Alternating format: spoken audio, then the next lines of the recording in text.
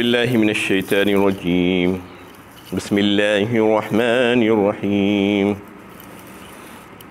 من الذین فرقوا دینہم وکانوا شیعا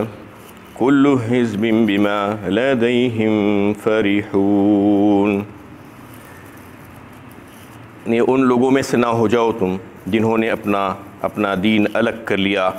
اور اپنے کو مختلف فرقوں میں بانٹ دیا۔ ہر فرقہ اپنے غلط اعتقادات پر جو اس کے پاس ہے خوش ہے۔ یہ سورہ روم کی 32 نمبر کی آیت ہے۔ اس سے پہلے سے 2 رکوع سے اللہ تعالیٰ کی قدرت کی مختلف بڑی بڑی نشانیوں کو پیش کیا جا رہا تھا اور اس کا اظہار کیا جا رہا تھا تاکہ توحید کی بات لوگوں کے سمجھ میں آ جائے، دلائل کے ذریعے سے اور مثالوں کے ذریعے سے، یعنی الگ الگ انداز میں، دل نشین انداز میں پیش کیا جا رہا تھا، کیونکہ اللہ تعالیٰ چاہتے ہیں کہ بندے اپنے خالق اور مالک کو پہچان لیں اور پھر صحیح راستے پر آ جائیں۔ اور وہ تمام باتیں بتانے کے بعد یہ بات واضح ہو گئی تھی کہ دین قیم اور دین فطرت، دین حنیف صرف ایک ہی ہے، وہ دین اسلام ہے، دین حق ہے۔ اسی کی طرف لوٹ کر آنے کے لیے دعوت دی گئی تھی، اور اس سے پچھلی آیت میں بھی یہ بات بتا دی گئی تھی کہ فَأَقِمْ وَجْهَكَ لِلدِّينِ حَنِيفًا فِطْرَةَ اللَّهِ الَّتِي فَطَرَ النَّاسَ عَلَيْهَا لَا تَبْدِيلَ لِخَلْقِ اللَّهِ۔ اس میں بتا دیا گیا تھا کہ اصل دین فطرت تو یہی ہے اور تم اسی کی طرف لوٹ کر آ جاؤ۔ اور اس میں جو ہے پچھلے درس میں بھی یہ بات آپ کے سامنے واضح ہو چکی تھی کہ اللہ تعالیٰ ہر انسان کو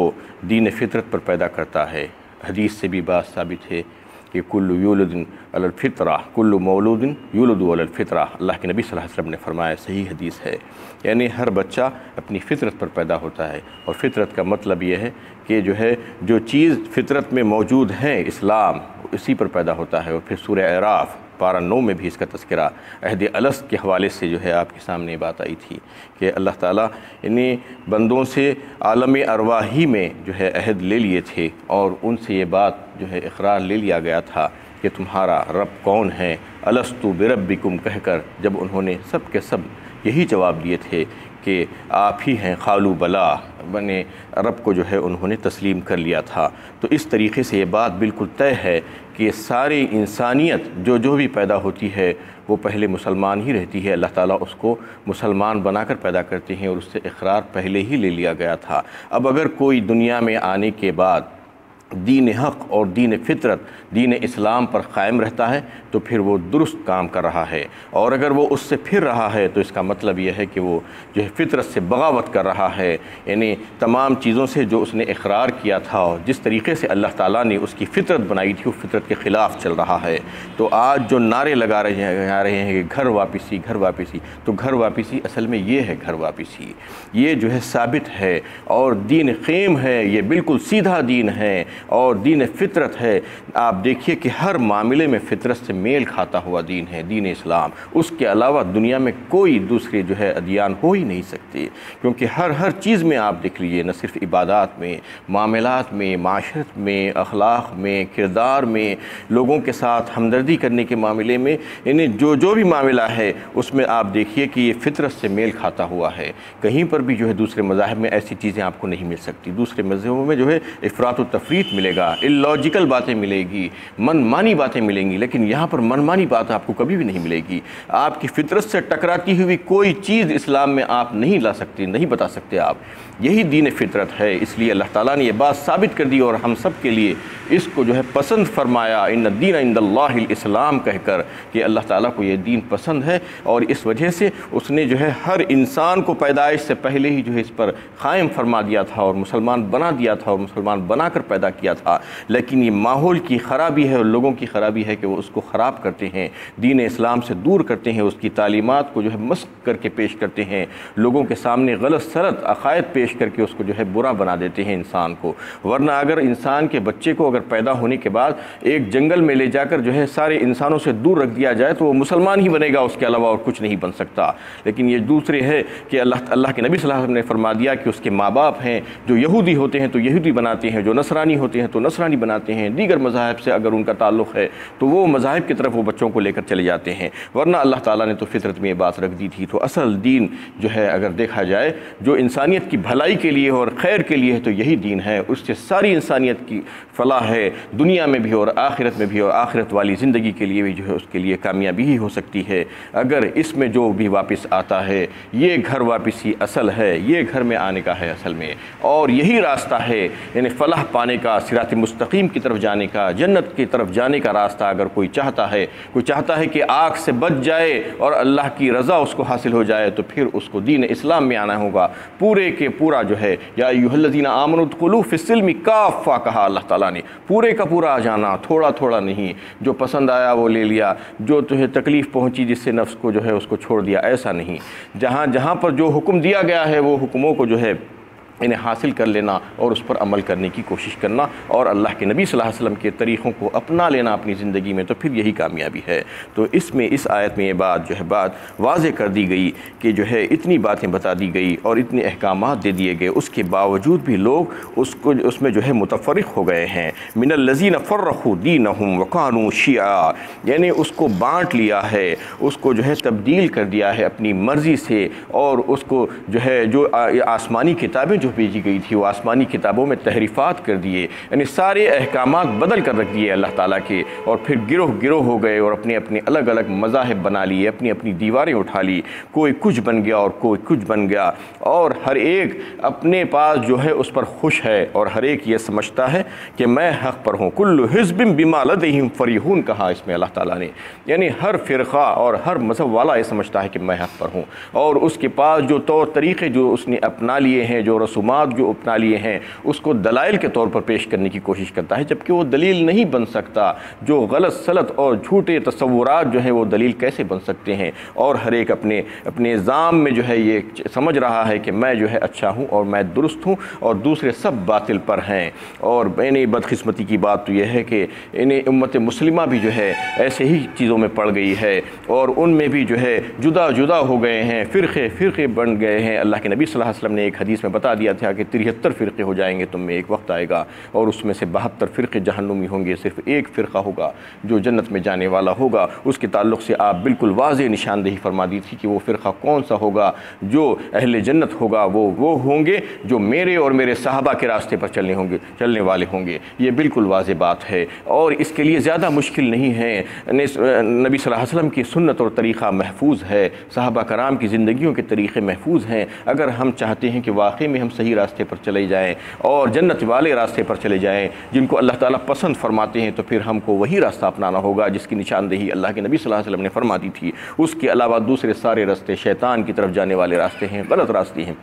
ان الذین فرقوا دینہم وکانوا شیعا لست منہم فی شیء انما امرہم الی اللہ ثم ینبئہم بما کانوا یفعلون۔ یہ جو ہے سورہ انعام پارہ 8 میں اللہ تعالیٰ نے اس کو فرما دیا کہ جن لوگوں نے دین کو جدا کر دیا، تفریقہ ڈال دیا، اس میں جو ہے تفریقہ بندیاں کی اور گروہ بنا لیے، ان کا آپ سے کوئی تعلق نہیں ہے اے نبی صلی اللہ علیہ وسلم۔ یعنی کوئی اگر ایسا کام کر رہا ہے تو ان کے لیے بڑی سخت وعید ہے، جو فرقے بنا رہے ہیں، جو گروہ بندیاں کر رہے ہیں اسلام میں، اللہ اور اس کے رسول اور جو ہے صحابہ کرام کے طریقوں کو چھوڑ کر کوئی اگر اپنے دوسرے طریقے بنا رہے ہیں تو پھر ان کے لیے یہ سمجھ لینا چاہیے کہ اللہ کے نبی صلی اللہ علیہ وسلم سے ان کا کوئی تعلق نہیں ہے، اور اللہ تعالیٰ فرما رہے ہیں کہ ان لوگوں کے معاملات ہمارے حوالے کر دو اور ہم بروز قیامت ان کو بتا دیں گے۔ ان الذین فرقوا دینہم وکانوا شیعا لست منہم فی شیء انما امرہم الی اللہ ثم ینبئہم بما کانوا یفعلون، اور پھر ہم جتلا دیں گے ان کو جو ہے بروز قیامت جب وہ ہمارے پاس آئیں گے تو کیا کچھ تم کر کے آئے ہو۔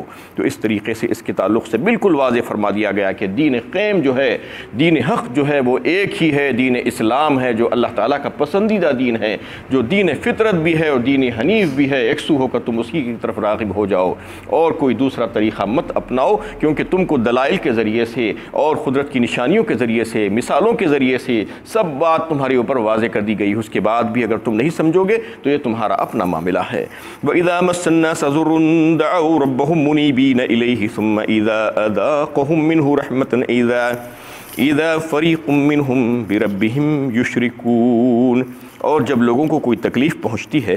تو اخلاص کے ساتھ اپنے پروردگار کی طرف رجوع ہو کر پکارتے ہیں، پھر جب اللہ تعالیٰ اپنے فضل و مہربانی سے انہیں نوازتے ہیں تو اسی وقت ان میں کا ایک گروہ اور اپنے رب کے ساتھ شرک کرنے لگتا ہے۔ یعنی جب پریشانی میں آ جاتے ہیں، مشکل اور تکلیف میں آ جاتے ہیں تو کس کو پکارتے ہیں؟ وہ دیگر جو معبودان باطلہ ہے ان کو سب بھلا دیتے ہیں اور پھر اللہ ہی کو پکارتے ہیں اخلاص کے ساتھ۔ یہی ہوتا ہے، انسان کی فطرت میں یہ بات داخل ہے کہ جب اپنے رب کو پکارتا ہے، اپنے مولا کو پکارتا ہے اور اس سے دعائیں مانگتا ہے، اور پھر جب اللہ تعالیٰ اپنے فضل و کرم سے اس کو وہ نواز دیتے ہیں، اس کی تکلیف کو دور فرما دیتے ہیں، تو پھر پلٹتا ہے اسی کی طرف، اپنے معبودان باطلہ کی طرف، اور پھر کہتا ہے کہ فلاں بزرگ اور فلاں بزرگ کو فلاں نسبت اور فلاں نسبت کی وجہ سے میں بچا لیا گیا، ورنہ میں تو جو ہے برباد ہو جاتا۔ یہ جو ہے اس قسم کی جو حرکتیں کر رہے ہیں، اللہ تعالیٰ فرماتے ہیں کہ لِيَكْفُرُوا بِمَا آتَيْنَاهُمْ فَتَمَتَّعُوا فَسَوْفَ تَعْلَمُونَ، تاکہ تم جن نعمتوں سے ہم نے انہیں نوازا ہے ان کی ناشکری کرتے رہیں۔ اللہ تعالیٰ فرماتے ہیں کہ پس کچھ دن مزے کر لو اور پس چند ہی دنوں میں ناشکری کے انجام کو جان لو گے۔ یعنی آج تم زندہ ہو، آج تمہیں تھوڑے سے عارضی اختیارات دے کر رکھ دیا گیا ہے اور تم آج اللہ سے حاصل کرتے ہو ساری نعمتیں، اس کا احسان ادا کرنا تم نہیں جانتے، اور پھر جب تم نے جو ہے تکلیف کے وقت اللہ کو پکارا تھا، اللہ تعالیٰ نے تمہاری وہ تکلیف دور کر دی، اس کے باوجود تم پھر کر جو ہے انہی لوگوں کے پاس چلے گئے جو کچھ بھی دینے پر قادر نہیں ہیں، بیچارے مجبور ہیں، محتاج ہیں، پھر ان کو پکار رہے ہو اور ان کی طرف جو ہے نسبت کر رہے ہو۔ تو اچھا ٹھیک ہے، مزے کر لو، تھوڑے دن ہی تمہاری زندگی ہے، اس کے بعد تو پتہ چل جائے گا تم کو، ہمارے پاس جب آئیں گے تو ناشکری کا انجام تم جان لو گے۔ ام انزلنا علیہم سلطانا فہو یتکلم بما کانوا بہ یشرکون، کیا ہم نے ان پر کوئی ایسی دلیل نازل کی ہے جس کی بنا پر وہ اللہ تعالیٰ کے ساتھ ان کے مشرکانہ اعمال کے جواز کو ثابت کرتی ہے؟ اللہ تعالیٰ فرما رہے ہیں اچھا یہ جو کام کر رہے ہیں کیا ان کے پاس کوئی ایسی دلیل ہے؟ کیا ہم نے کوئی دلیل ان کے لیے سند نازل کی ہے؟ ایسے کیسے ہو سکتا ہے اللہ تعالیٰ جو ہے شرک کے جواز میں کوئی دلیل نازل کرے، جبکہ اللہ تعالیٰ تو لاکھوں پیغمبروں کو بھیجے ہیں لوگوں کی ہدایت اور رہنمائی کے لیے، اور ان کا فرض منصبی سب سے پہلا یہی تھا کہ ایک اللہ کی عبادت اور اللہ کے ساتھ کسی اور کو شریک نہیں کرنا۔ یہ تمام چیزیں تو وہ لے کر آئے ان کے پیغمبر، اور لا کر لوگوں میں جو ہے اس کی تبلیغ کرتے رہے اور دنیا کو جو ہے بتاتے رہے کہ ایک اللہ ہے، اللہ کی توحید کو سمجھاتے رہے۔ تو پھر اس کو چھوڑ کر اللہ تعالیٰ ان کے لیے کون سی دلیل بھیج سکتا ہے ان کے مشرکانہ اعمال و عقائد کے لیے؟ آج مسلمان بھی بہت سے یعنی شرک اور بدعات میں پڑے ہوئے ہیں، اور ان کے سامنے بھی جو ہے یہ واز کرنا پڑتا ہے۔ کتنی بدقسمتی کی بات ہے کہ جب ایک اللہ کو ماننے والے جو لوگ تھے، جنہوں نے جو ہے ایمان کو قبول کیا تھا اور ان کا اعتقاد تھا اللہ پر اور یوم آخرت پر، اس کے باوجود اپنے منمانی طریقوں میں لگ گئے ہیں۔ آج ان کو بتانا پڑتا ہے کہ سنت کیا ہے، بدعت کیا ہے، اللہ کے نبی صلی اللہ علیہ وسلم کا طریقہ کون سا ہے جس کو تم کو اپنانا چاہیے کامیابی کے لیے، اور کون سا طریقہ جو ہے غلط ہے اور باطل ہے، اس کو چھوڑ دینا چاہیے۔ یہ بڑی بدقسمتی کی بات ہے۔ وَإِذَا أَذَقْنَا النَّاسَ رَحْمَةً فَرِحُوا بِهَا وَإِن تُصِبْهُمْ سَيِّئَةٌ بِمَا قَدَّمَتْ أَيْدِيهِمْ إِذَا هُمْ يَقْنَطُونَ، اور جب ہم لوگوں کو اپنی رحمت سے نوازتے ہیں تو اپنی ہی محنت کا نتیجہ سمجھ کر اپنی خوشحالی سے خوش ہوتے ہیں، اور اگر انہیں ان کی بدعمالیوں کے نتیجے میں جو انہوں نے کیے ہیں کوئی مصیبت پہنچتی ہے تو اسی وقت اللہ کی رحمت سے نا امید ہو جاتے ہیں۔ اس میں اللہ تعالیٰ بتا رہے ہیں کہ وہ کافروں کا حال کیا ہے کہ جب ہم اپنی رحمت سے ان کو نواز دیتے ہیں تو بڑے اضراتے ہیں، بڑے خوش ہوتے ہیں، ناچنے کودنے لگتے ہیں، اور جب تھوڑا سا تنگی ہو گئی تو مایوس ہو گئے اور نا امید ہو گئے۔ لیکن اہل ایمان کا حال ایسا نہیں ہوتا۔ اہل ایمان دونوں حالتوں میں یکساں ہوتے ہیں۔ جب اللہ تعالیٰ ان کو جو ہے نواز دیتے ہیں، ہاتھ کھول دیتے ہیں، تو پھر اس وقت وہ اللہ کے شکر گزار بندے بنتے ہیں، اور پھر جب کہیں پر تنگی ہو جاتی ہے، تکلیف ہو جاتی ہے، پریشانی آ جاتی ہے تو اس وقت صبر کر لیتے ہیں۔ دونوں حالت ان کے لیے یکساں ہیں اور دونوں حالتیں ان کے لیے خیر و برکت کی ہیں۔ جب تنگی ہوتی ہے تو صبر کر کے اللہ کی رحمت تلاش کرتے ہیں اور اللہ کا فضل تلاش کرتے ہیں، اور جب یعنی اللہ تعالیٰ جو ہے راحتیں دے دیتے ہیں، تنگ دستی ختم کر دیتے ہیں، تو پھر اللہ کا شکر ادا کرتے ہیں، شکر ادا کر کے اور مزید نعمتوں میں اضافہ کروا لیتے ہیں۔ یہ ان کی شان ہے اہل ایمان جو ہے۔ اس کے علاوہ جو دیگر لوگ ہیں وہ تو جو ہے تھوڑی سی تنگی و ترشی میں پریشان اور واویلا مچانے لگتے ہیں اور جو ہے نا امید اور مایوس ہو جاتے ہیں۔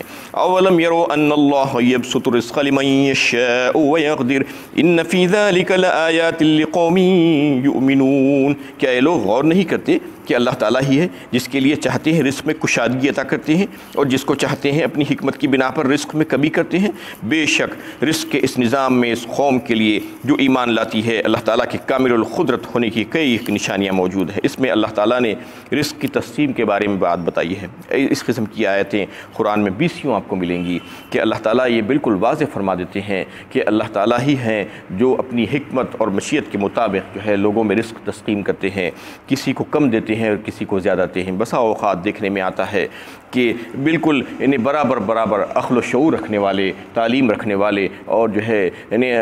اسباب جو ہے جو ظاہری اسباب ہیں وہ بھی برابر ہیں اور محنت بھی کر رہے ہیں، لیکن ایک فرد کا معاملہ دیکھنے میں آتا ہے کہ وہ بہت ترقی کر گیا اور اللہ تعالیٰ نے اس پر جو ہے نچھاور کر دیا ہے ساری دنیا، اور دوسرا اس کا ساتھی جو تھا وہ بھی محنت کر رہا ہے، اس کے پاس بھی اسباب ہیں، وہ بھی جو ہے عقل و شعور رکھتا ہے، لیکن اس کے باوجود اس کے پاس تنگی ہے، اتنی وسعت نہیں ہو رہی ہے۔ تو آخر یہ کون سی ہستی ہے جس کے ہاتھ میں اختیارات ہیں؟ یہ کون ہے جو تصرفات کر رہا ہے دنیا میں؟ یہ سمجھنا چاہیے وہی اللہ جس کے ساتھ کوئی شریک نہیں ہے، وہی اس کی حکمت ہے، وہ جس کو چاہتا ہے نواز دیتا ہے، اور جس کو چاہتا ہے اس کے لیے جو ہے دنیا میں تھوڑی سی تنگی کر دیتا ہے تاکہ اس کے لیے دوسرے جو ہے اچھے سامان اس کے لیے پیدا کر دیں۔ تو یہ سمجھنا چاہیے اللہ تعالیٰ یہ فرما رہے ہیں کہ اس میں نشانیاں ہیں ان لوگوں کے لیے جو ایمان والے ہیں۔ جو ایمان والے نہیں ہیں، جو عقل والے نہیں ہیں، جو سنجیدہ نہیں ہیں، جو دانشمند نہیں ہیں، وہ لوگ اس بات کو نہیں سمجھ سکتے، کیونکہ یہ سمجھنے لگتے ہیں کہ ان کو زیادہ مل گیا مجھے کم کیوں ملا۔ یہ سوال کرنے کا کسی کو اختیار نہیں ہے،